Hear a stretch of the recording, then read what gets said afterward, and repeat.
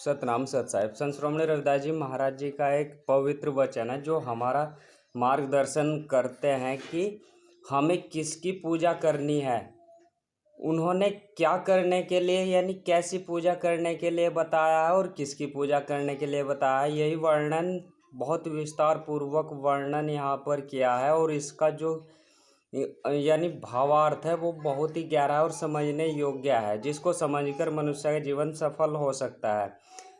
यह वर्णन अमृतवाणी सतगुरु रविदास महाराज जी सचखंड डेरा बल्ला वालों का जो पवित्र धर्म ग्रंथ है उसमें वर्णित है। शब्द है 49वां पेज 86 पर देखें। ताथे पतित नहीं को पावन, हरि तज आन न ध्याया रे। संत श्रोमणी रविदास जी महाराज जी कह रहे हैं कि उस व्यक्ति से पतित कोई है ही नहीं, यानी उस व्यक्ति से पतित धर्म भ्रष्ट मार्ग से विचलित व्यक्ति कोई नहीं है जो हरि को छोड़ करके, हरि को तज करके अन्य दूसरों की पूजा करता है। यानी वो बहुत ही पथ भ्रष्ट व्यक्ति है संत श्रोमणी रविदास जी महाराज जी की नज़रों में, जो उस एक मालिक को छोड़कर अन्य किसी शरीरधारी के पीछे या उसकी पूजा करता है। देखिए क्या कहा, हरि तज आन न ध्याया रे, यानी हरि को छोड़कर अन्य दूसरों को ध्याता है, पूजता है। वह व्यक्ति बहुत ही पतित है, धर्म भ्रष्ट है और पथ भ्रष्ट है, और जो उस पवित्र और पावन मालिक को छोड़ करके अन्य दूसरे व्यक्ति की या देवी देवताओं की पूजा करता है। तो यहाँ पर समझना होगा, श्री कृष्ण जी ने भी गीता में एक जगह कहा है, बुद्धिहीन मेरे परम अविनाशी और सर्वश्रेष्ठ भाव को न जानते हुए अव्यक्त मन इंद्रियों पर मुझ सच्चिदानंद घन परमात्मा को मनुष्य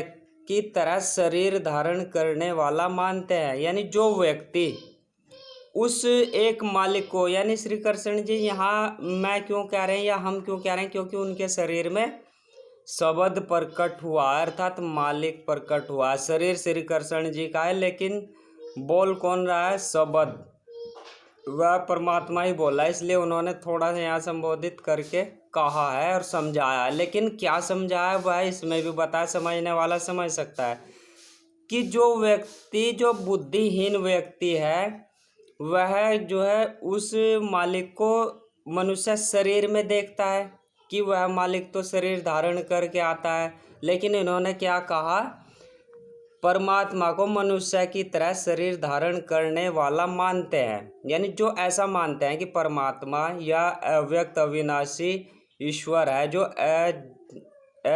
अव्यक्तम है, जिसको व्यक्त नहीं किया जा सकता, उसको शरीर धारण कर, यानी एक मनुष्य शरीर धारण की जिसने किया, ऐसा ही समझता है कि वह मनुष्य ही परमात्मा है, तो वह क्या है, वह बुद्धिहीन है। तो यही संत श्रोमणी रविदास जी महाराज जी ने भी कहा अपने वचन में। और यहाँ पर तो यह श्लोक अध्याय 7 का 24वां श्लोक है, और गीता जी में तो बहुत जगह आया है। एक जगह आया कि हमें देवताओं की पूजा नहीं करनी, यानी जो देवताओं को पूजता है वह देवलोक को जाता है, अर्थात जब उसके अच्छे कर्म खत्म हो जाते, कर्मों का फल खत्म हो जाता है, तो वह पुनः फिर वापस संसार में जन्म मरण के चक्र में चलता है। और जो उस मालिक को पूजता है वह उसमें निष्काम भाव होकर उसमें ही पहुंच जाता है। लेकिन पूजने का तरीका श्री कृष्ण जी ने भी जो है ध्यान योग बताया, और संत श्रोमणी रविदास जी महाराज जी ने भी ध्यान योग या नाम जप बताया। तो क्या कहा, अध्याय 7 का 20वां श्लोक है, उन कामनाओं से जिनका ज्ञान हरा गया है, यानी जिन्होंने अपनी कामना या इच्छा के कारण देवताओं का पूजन किया है, ऐसे मनुष्य अपनी अपनी प्रकृति अर्थात स्वभाव से, प्रकृति यानी स्वभाव यानी कर्म बंधन के अनुरूप, कर्म के फल के अनुसार ही व्यक्ति की बुद्धि मिलती है। तो क्या कह रहे, नियंत्रित हो, यानी कर्म फल के द्वारा नियंत्रित होकर, प्रकृति के द्वारा नियंत्रित होकर, या पिछले जन्मों का जो कर्म है उसका जो हिसाब है उसके द्वारा नियंत्रित हो करके उस अर्थात देवताओं के उन नियमों को धारण करते हुए अन्य देवताओं के शरण हो जाते हैं। यानी हम देवताओं के शरण कैसे होते हैं, उस मालिक को कैसे छोड़ते हैं? यदि हमारे पिछले जन्मों के कर्म बंधन है तो हम उस मालिक को प्राप्त नहीं कर सकते। इसलिए हमें इस जन्म में अपने अच्छे कर्म करने चाहिए, और जो गीता जी बता रही है या और जो संत बता रहे हैं उनके अनुसार हमें उस मालिक का पूजन ध्यान योग के द्वारा करना है, नाम जप के द्वारा करना है। तो जिन मनुष्य की बुद्धि खत्म हो गई है वह देवताओं की पूजा करते हैं और उनको प्राप्त होते हैं, देवलोक को जाते हैं और फिर वापस जन्म मरण के चक्र में चलते हैं। कहा भी गया है कि देवता भी मनुष्य शरीर धारण करने को त्रस्त हैं, क्योंकि इस मनुष्य शरीर से ही मुक्ति मिलती है।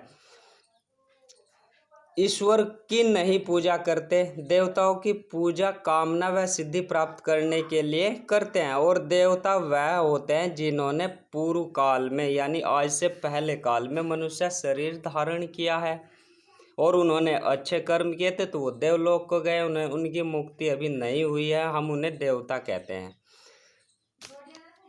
गीता जी में ही उस मालिक की महिमा का वर्णन बहुत विस्तृत तरीके से किया गया। अध्याय 13 के श्लोक 14 में जो है वर्णन है, वे परमात्मा संपूर्ण इंद्रियों से रहित है। यानी कि एक ही श्लोक में तो कहा कि वह शरीर धारण नहीं करता है, मनुष्य शरीर धारण नहीं करता। और जो व्यक्ति ऐसा समझता है कि परमात्मा मनुष्य शरीर धारण करके आया है, वह श्री कृष्ण जी ने बुद्धिहीन कहा है, उसका ज्ञान हरा गया है।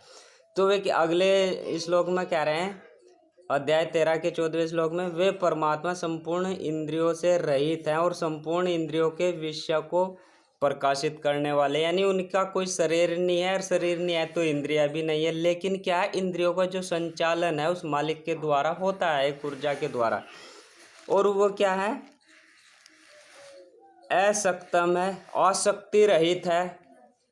यानी उस मालिक की इच्छा किसी में भी नहीं है, यानी वो पूर्ण निष्काम भाव से। और जहाँ निष्काम भाव होता है वहाँ कर्म बंधन नहीं होते, और जहाँ कर्म बंधन नहीं होते हैं वहाँ शरीर धारण नहीं करना पड़ता है। यदि आसक्ति है, कर्म बंधन, आसक्ति के द्वारा कर्म बंधन है, इच्छा के द्वारा कर्म बंधन हुआ है तो शरीर धारण करना पड़ेगा।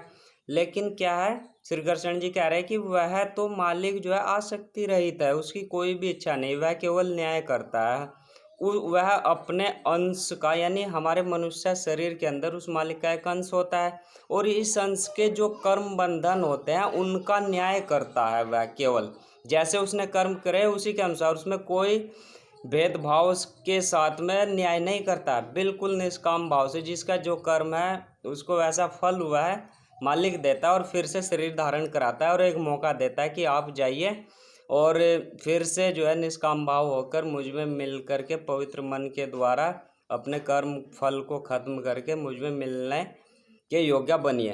तो क्या कह रहे हैं, आसक्ति रहित है और संपूर्ण संसार का भरण पोषण करने वाला है, सारे संसार के जीव जंतुओं का भरण पोषण पालन करने वाला है, तथा गुणों से रहित है, उसके कोई गुण भी नहीं है, यानी सतगुण रजगुण और तमोगुण भी नहीं है, वह गुणों से रहित अर्थात पूर्ण निष्काम है। और लेकिन क्या है, संपूर्ण गुणों के भोगता है, संपूर्ण गुणों को देखता है, पहचानता है, उनके जो कर्म होते हैं उनके अनुसार उनका न्याय भी करता है। तो यानी मालिक का इतना विस्तृत वर्णन श्री कृष्ण जी ने गीता में किया है। अब क्या कह रहे संत श्रोमणी रविदास जी महाराज जी शब्द में, हम पूजी पूजी भय हरि थे, नाम अनुपम गाया रे, क्या रे ताथे पतित नहीं को पावन, हरि तज आन न ध्याया रे। हम अपूजी पूजी भय हरि थे, नाम अनुपम गाया रे। यानी उस प्रभु से बड़ा अर्थात पतित पावन जो है यहाँ पर कोई नहीं है, और जो इस मालिक को छोड़ देता है वह बहुत बड़ा पापी होता है। अन्य कोई इसके अलावा, यानी मालिक के अलावा अन्य कोई पूज्य है ही नहीं, इसलिए प्रभु के बिना अन्य किसी का स्मरण क्यों करें।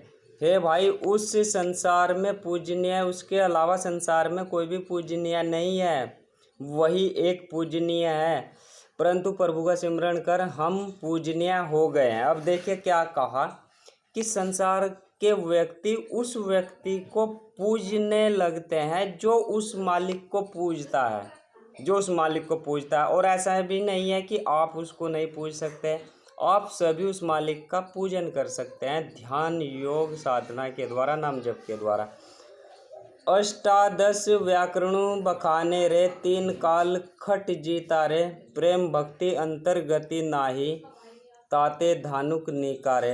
यानी 18 व्याकरण बताते हैं कि प्रभु सिमरण करने वाला मनुष्य तीनों कालों व 6 कर्मों से ऊपर उठ जाता है, अर्थात नाम और ध्यान योग के द्वारा ऊपर उठ जाता है। नाम और ध्यान योग क्या है? ये प्रेम भक्ति अंतर्गति होती है। यानी नाम जाप और ध्यान योग क्या है? ये इस शरीर के अंतर की गति होती है, अंदर की गति।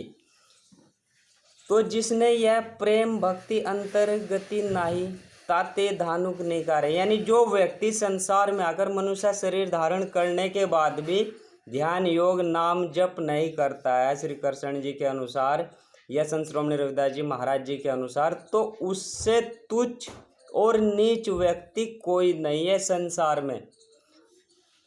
और जो उस मालिक के अलावा शरीरधारी की पूजा करता है, जिसने पूर्व काल में शरीर धारण किया था या अब शरीर धारण किया है, जिन्हें गुरुवाद भी कहते हैं या अवतारवाद भी कहते हैं, वहाँ पर स्पष्ट रूप से दोनों महापुरुषों ने मना किया है कि जिस व्यक्ति ने शरीर धारण किया उसकी पूजा नहीं करनी है। ताथे भलो सवान का शत्रु, यानी इसमें देखिए, यानी उस व्यक्ति से नीच कौन है? जो मालिक की पूजा नहीं करता उस व्यक्ति से नीच कोई नहीं है। और जो उस मालिक की पूजा करता है, उस एक निराकार अजन्मे अव्यक्त की पूजा करता है, उससे बड़ा कोई ब्राह्मण इस दुनिया में नहीं है। यही समझाना चाह रहे हैं। आप सभी से निवेदन है कि हम लोग शूद्र बनना चाहते हैं या ब्राह्मण बनना चाहते हैं, संत श्रोमणी रविदास जी महाराज जी की नज़रों में भी और श्री कृष्ण जी की नज़रों में भगवत गीता के अनुसार भी। ताथे भलो सवान का शत्रु, हरि चरण न चित लाया रे, मुआ मुक्ति बैकुंठ बासा, जीवत यहाँ जस पाया रे। उसकी अपेक्षा वह जीव श्रेष्ठ है जो लोभ रूपी कुत्ते पर विजय प्राप्त कर प्रभु के चरणों के साथ अपना मन जोड़ता है। यानी वह व्यक्ति श्रेष्ठ व्यक्ति है जिसने अपने काम क्रोध लोभ अहंकार पर अर्थात मन पर पूर्ण विजय प्राप्त कर लिया है। और यह कैसे होता है? यह नाम जप व ध्यान योग के द्वारा होता है। इसके बिना असंभव है, कोई नहीं कर सकता। संसार का कोई भी व्यक्ति नाम जप व ध्यान के बिना नहीं कर सकता है अपने मन पर नियंत्रण।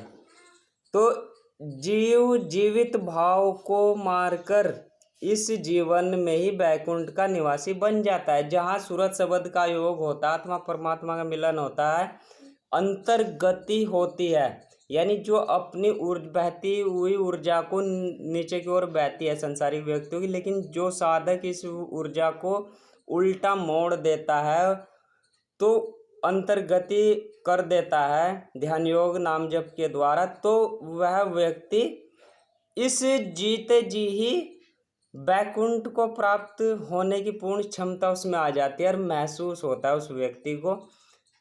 भगवान बुद्ध जी ने भी कहा कि हम यह जीवन हमारा आखिरी जीवन है, क्योंकि वहाँ जहाँ सूरत शब्द योग होता है वहाँ पूर्ण निष्काम भाव होता है। पूर्ण निष्काम भाव के द्वारा इस जन्म के कर्म फल शून्य होते हैं और नाम जप के द्वारा अनहद नाद जब जागृत होता है तो उसके द्वारा पिछले जन्मों के कर्म फल खत्म होते हैं। तो जहाँ कर्म फल नहीं होता है, जिस आत्मा का कर्म फल नहीं होता है, वही मुक्ति का अधिकारी होता है। तो उसकी महिमा प्रत्येक और होती है।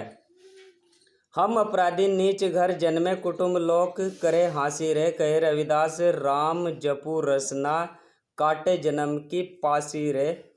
चाहे अज्ञानी लोग भ्रमवश हमें अपराधी या निम्न घर में और कुटुंब में जन्म लेने वाले समझे। यानी जो संसारिक व्यक्ति हमें यह सोच रहा है कि यह तो नीची जाति में जन्म लिया है, अर्थात इसने जो है अपराध किया है, या जो शूद्र है यह तो शूद्र है या अपवित्र है, और ऐसा कहकर हमें हमारी हंसी उड़ाते हैं। तो कह रहे हैं कि कहे रविदास राम जपू रसना काटे जन्म की पासी रे। सतगुरु महाराज रविदास महाराज जी कथन करते हैं कि हे जीव, सभी प्रकार के भेदभाव से मुक्त हो करके प्रभु का स्मरण करो, नाम जप करो, ध्यान योग साधना करें।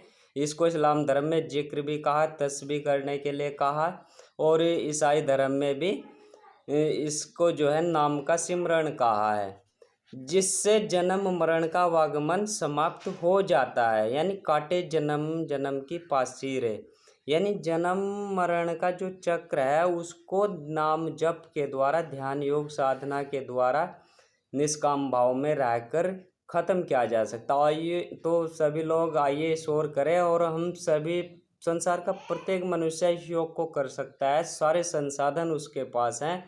तो इस ओर बढ़े और अपने मनुष्य जन्म का जो उद्देश्य है उसे प्राप्त करे। सतनाम सत साहिब। और जो संत श्रोमणी रविदास जी महाराज जी बताना चाह रहे हैं, श्री कृष्ण जी बताना चाह रहे हैं, यदि हम उस पर पूर्णतः यानी मार्ग पर चलेंगे, हम किसी शरीरधारी की पूजा नहीं करेंगे, उस अव्यक्त अजन्मा अविनाशी परमात्मा की पूजा करेंगे, तो हम इसको प्राप्त कर सकते हैं। सतनाम सत साहिब।